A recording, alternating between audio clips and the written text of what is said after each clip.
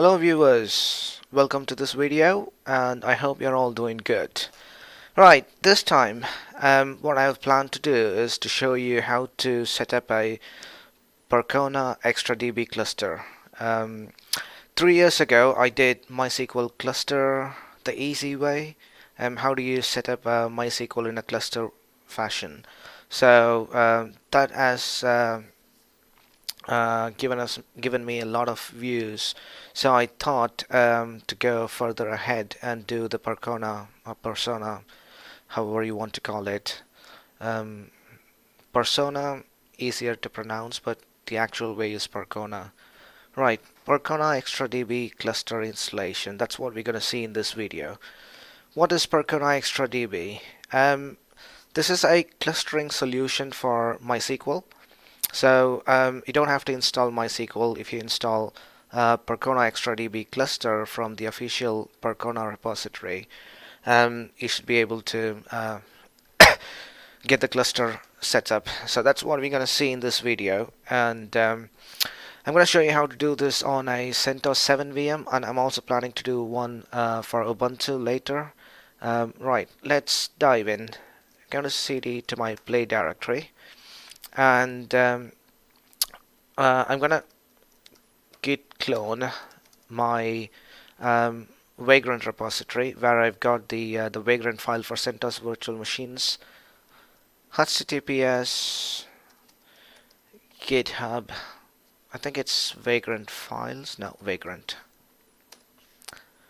Okay, so I've got it already downloaded.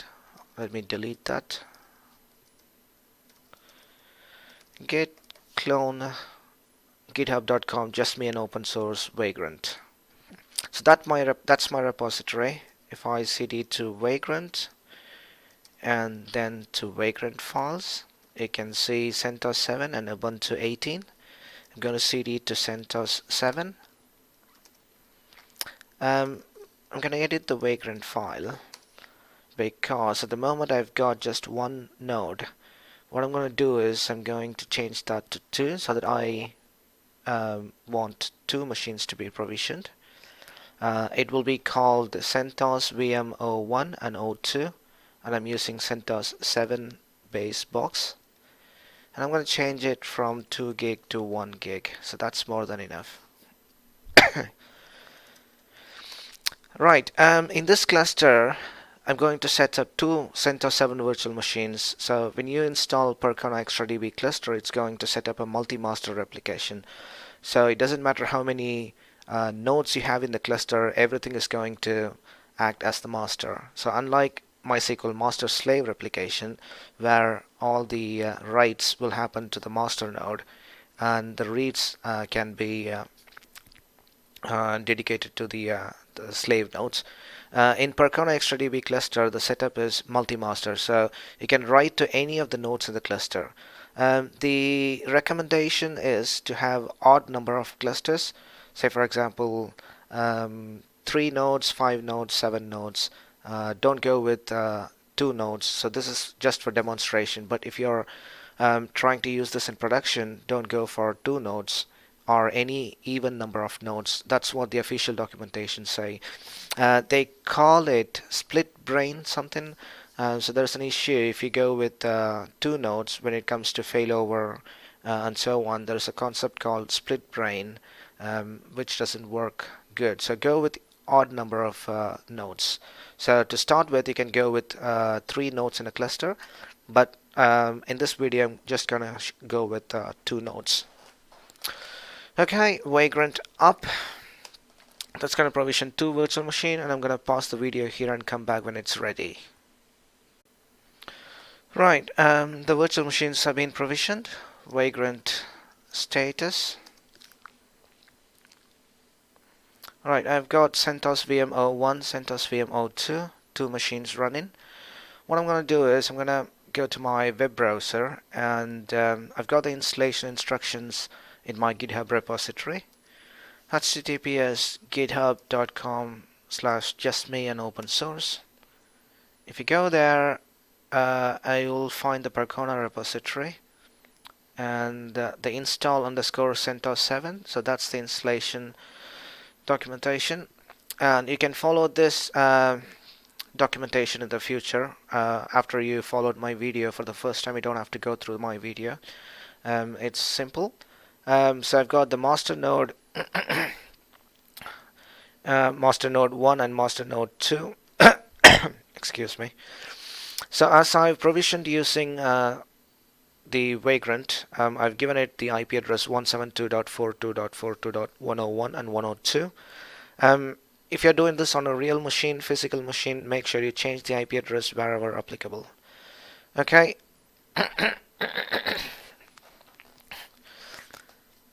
CD to play Vagrant files CentOS 7. Okay, what I'm going to do is log into CentOS VM 01. I'm gonna set up the first VM, and then I'll go with the second one. Vagrant SSH CentOS VM 01, and I'm gonna create a new tab, and I'm going to go to CD play Vagrant CentOS 7 Vagrant SSH CentOS VM 02. Let's become root sudo su dash. I'm going to go back to CentOS VM 01 and do the same, sudo su dash. Okay. Right, we are on CentOS VM 01. The first step we are going to do is to open up firewall port. So you need to open 4 ports: 3306, 4444, 4567, and 4568. So the command to do is firewall cmd, firewall-cmd -- permanent to make it permanent. Add port. We can add multiple ports in a single command. 3306 protocol TCP, 4444 TCP, 4567 TCP, and 4568 TCP. Firewall D is not running. If you've got firewall running, make sure you open up these ports. So let's start the firewall. Systemctl start enable firewall D. Systemctl start firewall D, and run the same command again. So oh, I made a mistake here. It should be comma warning. That's already enabled. That's okay. And let's reload firewall. Firewall cmd -- reload. Right, if I do firewall cmd -- list all, you can see we've opened these 4 ports. So that's the first requirement. Okay, the second one is to disable selinux. That's as per the official Percona documentation. So let's do that. Set enforce 0. That's going to disable. Put the selinux in permissive mode for the current session, but we also need to change it permanently so that when the machine reboots, still the selinux is disabled. So let's do that. Sed -i replace anything that starts with selinux equals .star. Replace that with selinux equals disabled, and the file is at etc sysconfig selinux. Alright, that's done. So now we're gonna go and add the Percona repository. So we've done that. Open the firewall ports, disabled selinux. We are going to add the Percona repository. So as of recording this video, the Percona release is 01-6, and if you happen to watch this video in the future, maybe like 2 or 3 years after, make sure you don't just copy paste this one. You make sure that it's still valid. Otherwise, you can go to a web browser and search for it. Install Percona XtraDB Cluster uh, and go to the Red Hat Enterprise Linux and CentOS, you can look at the Percona software repositories documentation, and you've got for Debian, Ubuntu, Red Hat, CentOS. If you go to configuring Percona repository, there you go, there's the command. This command, the version might change in the future, so as of recording this video I'm using this URL, and if you're watching this in the future, make sure you put the right one. Let me copy that and paste it here. So once that's installed, let's search msearch Percona XtraDB.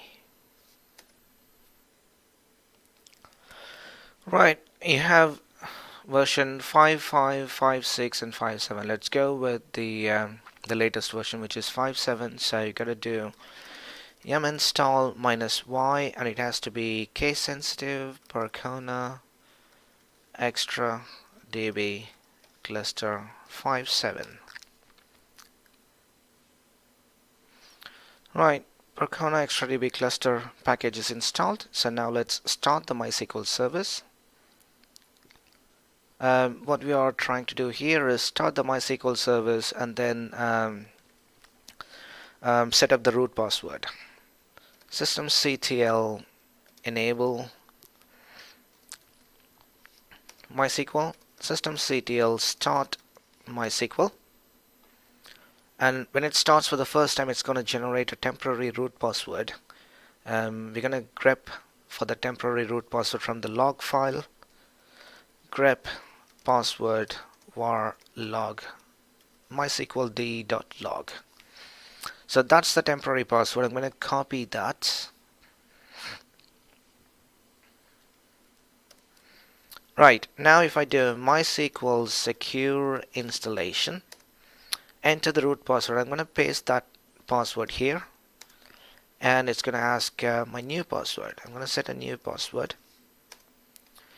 It says, do you want to install the validate password plugin? No. Do you want to change the root password? No, because I've already done it. Remove anonymous users? Yes. Disallow root login remotely? Yes.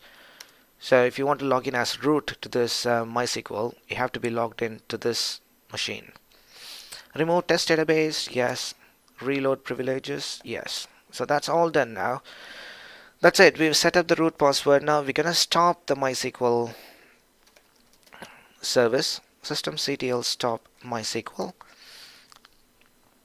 That's because we are going to set the replication. We're going to configure the replication parameters now. Let's copy this file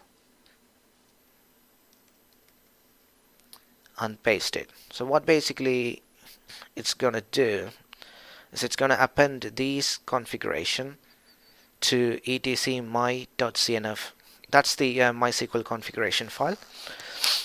And if you look at here, the cluster name, I've given the cluster name as demo cluster. Cluster address is the IP address of all the nodes in this cluster, and the node name and the IP address. So basically it's only these four parameters that you need to update in your case if you're using a different IP address or different cluster name. Okay, that's done, and now we're gonna start the MySQL with a special service that's gonna bootstrap this first node. Because this is the first node in the XtraDB cluster, we need to bootstrap it. We need to initialize the cluster. So in order to do that, you have to use the command systemctl start MySQL at bootstrap. Systemctl start MySQL at bootstrap. So that's only required for the first time. And once we add the additional nodes, we can come back here and restart MySQL, stop this one and start the normal MySQL, systemctl start MySQL, and so on.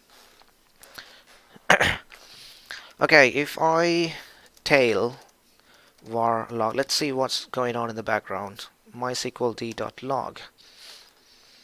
So it's initializing the replication and so on. Okay, so now we need to create a user account that does the replication. So when you add additional nodes, and when you add the second node, it's going to back up the first node. I mean, it's gonna dump the database's configuration settings from the first node, and then it's going to transfer that to the second node. So for that, we need to create a specific user account. We don't want to use the root MySQL account because it has got all the privileges. So we'll create a new user just for the replication with limited set of privileges that's required to do the replication. And once the machine comes up, and whenever one of the node goes down and comes back up, this replication user will handle the replication and make sure the databases are in sync. Okay, so to do that, I'm going to run these three commands. So the first command, I'm going to enter the password. So it's creating a user called rep user at localhost, and I'm giving it a password, rep password. And one thing to note is in this configuration which we copied earlier, etc my.cnf, you are specifying the SST auth authentication. So the username and password that you created earlier, that you specified in the configuration, has to match with the user you're creating. So rep user and rep password, that's the credential. So I've got rep user and rep password. SST, by the way, is the abbreviation for state snapshot, state transfer, or state snapshot transfer, something like that. Okay, so now we need to grant some privileges to this user. So it's just 4 privileges: the reload privilege, replication client, process, and log tables. Password, yeah, that's done. And finally, once we create the user, we need to flush the privileges.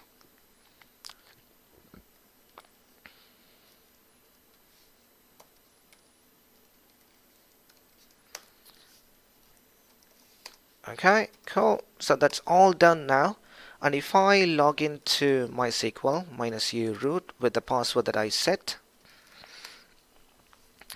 there is a command you can check: show status like wsrep. So it says the cluster size is 1. So at the moment the cluster has got just one node, status primary, and the replication is provided by the Galera library. Replication status is ready. And if I go little up, and it says the state is synced. So these are all the commands that you need to make sure that these are the state that you need to verify. And there is also a command called show process list. So these are the replication processes. Right, I think that's it on the first node. We have initialized the cluster. Let's go to the second node and do all the same thing. Excuse me, and let's see what happens. I'll keep the log file open so that when you add the second node, let's see what's happening on the log here. Okay, I'm on the second node, and the first thing is to open up the firewall port, firewall CMD. Before that, I need to start the firewall service. By the way, if you don't have firewall, don't worry about these commands. I just wanted to show, in case if you have firewall enabled, how would you open the port. Systemctl start firewall d, firewall cmd ---- permanent add port equals 3306 TCP 4444 TCP 4567 TCP 4568 TCP firewall cmd ---- reload. That's done. Let's disable selinux. Set enforce 0. In this case, I'll show you a different way. directly editing the file. selinux is enforcing, change that to disable. This is what we did using the sed command without opening the file in the first node. It's done, and we're going to add the repository and install the cluster.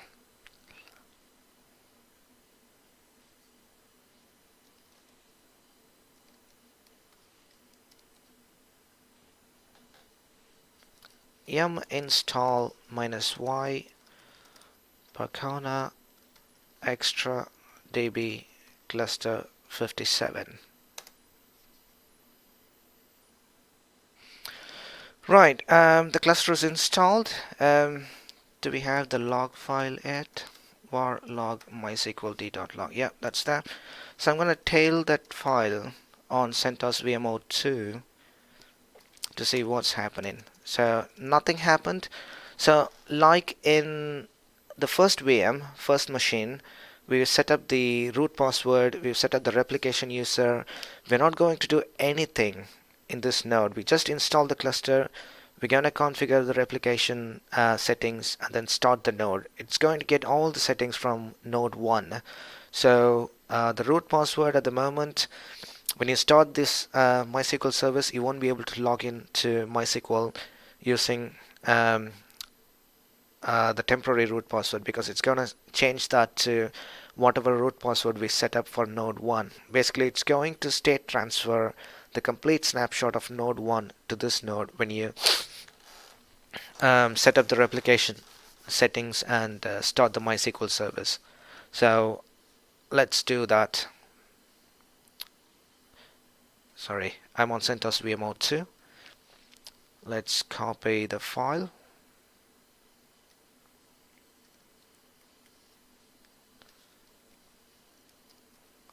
And make sure you've got all these changed, because this is my second node.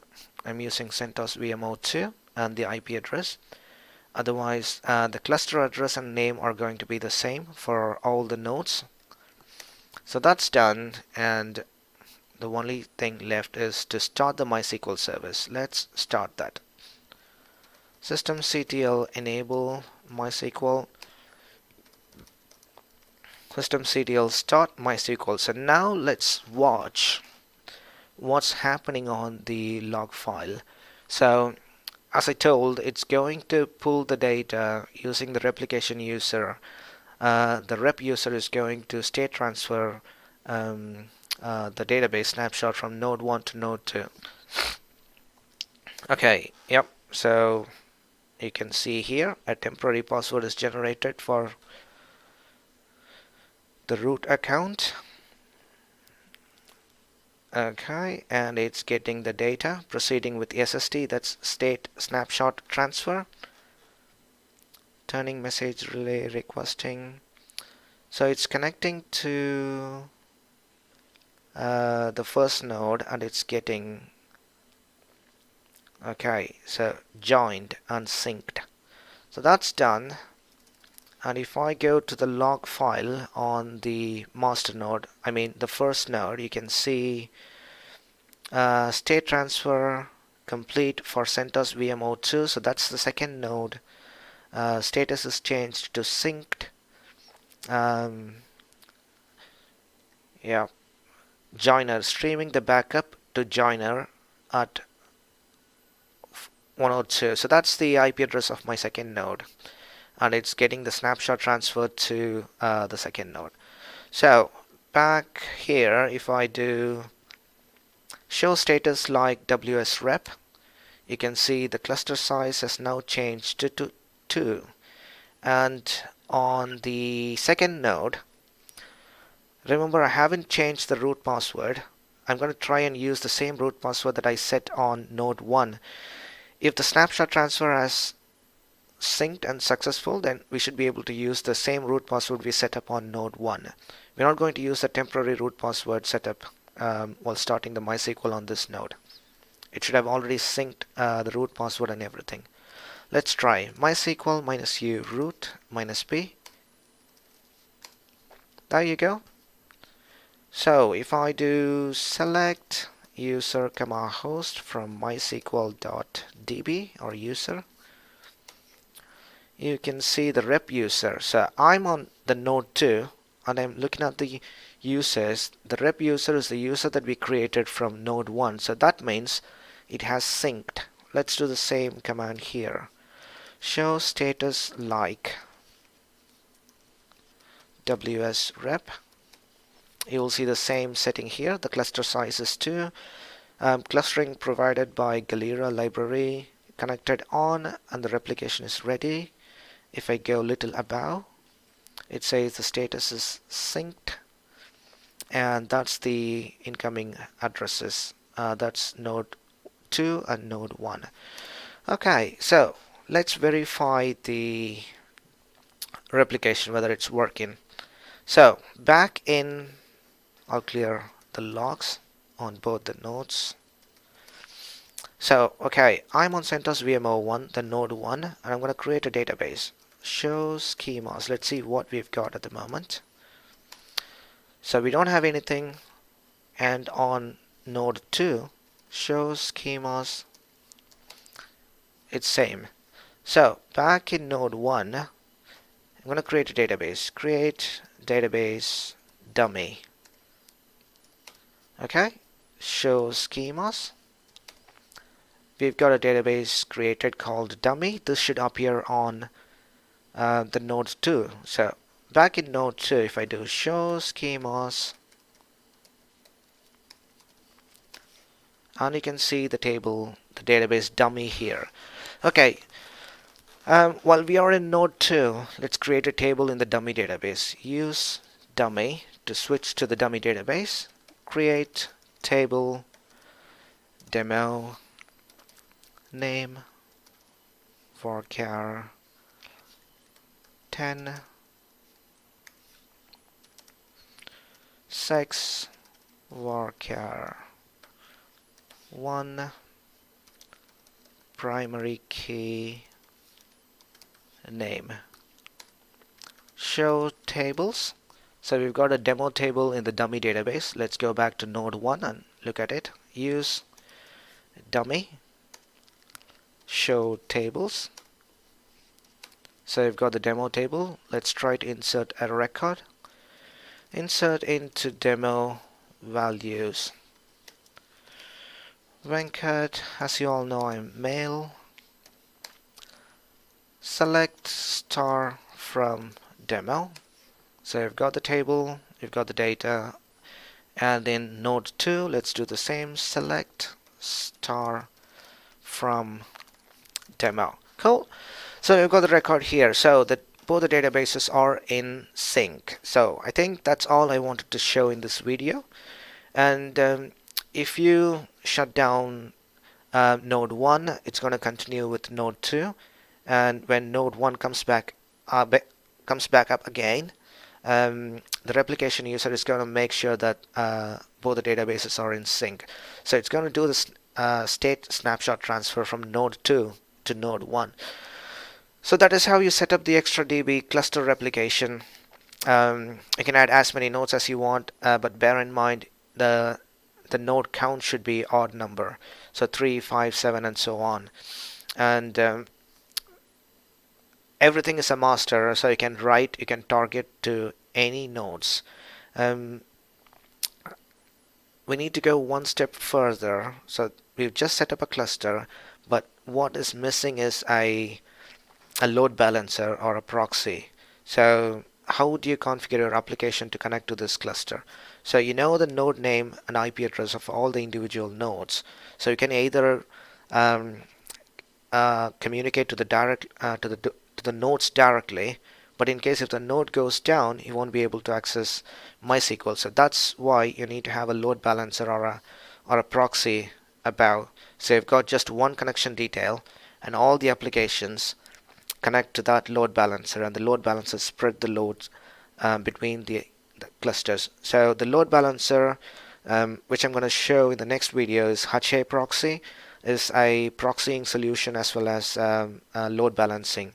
So the load balancer knows about the health check knows the status of these individual nodes in the cluster.